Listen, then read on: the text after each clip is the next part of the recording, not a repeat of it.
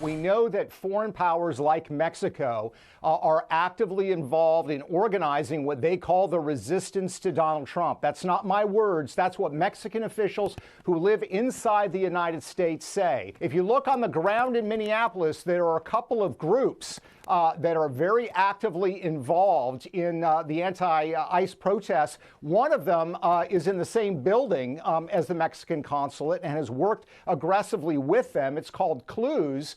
There's another organization called MIRAC that has also worked very closely with the Mexican consulate. And that is Peter Schweizer, author of the new book, The Invisible Coup, with me here last weekend, alleging Mexico's government is interfering in U.S. domestic issues, including the anti-ICE protests in Minneapolis. This, as the USMCA trade agreement is coming up for review this summer, and the president has already told me, and his team has told us, the plans are for bilateral trade deals between the United States and Mexico, and a separate deal between the United States and Canada. Joining me now is Mexico's ambassador to the United States, Esteban Moctezuma Barragan. Ambassador Moctezuma, thank you very much for being here. How do you respond to Peter Schweizer's comments there? First of all, thank you for having me, Maria. I think that facts are much better than opinions.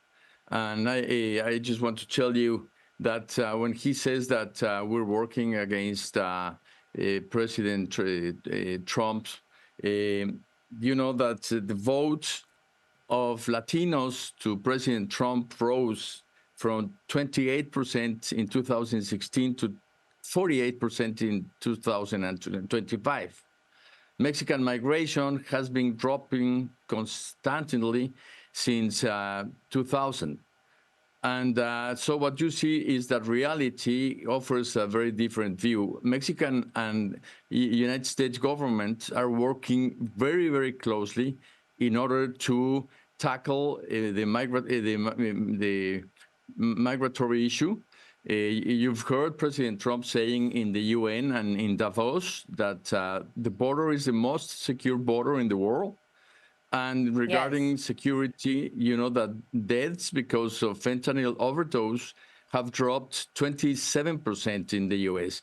And that's because President Sheinbaum has been very, very tough against Mexican cartels. You know that she sent 10,000 soldiers to the border.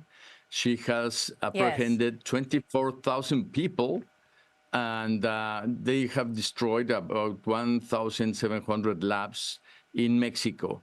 So the thing that you can see is that Mexico is part of the solution, not the problem. Yes, and President Trump said that he had a very positive phone call with President Sheinbaum this week, actually. He was very complimentary about the president. But, Ambassador, what do you want to say to the critics who are questioning who really is running the country? Is President Sheinbaum really running the country, or are drug cartels in charge? You know, Mexico, as North America and the world, has a drug problem, and we have to fight together against it.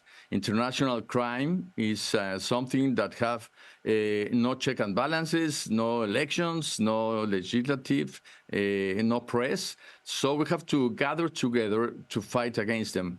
And we're working closely to fight against them in Mexico. We're cooperating with the U.S., and the U.S. is cooperating with us.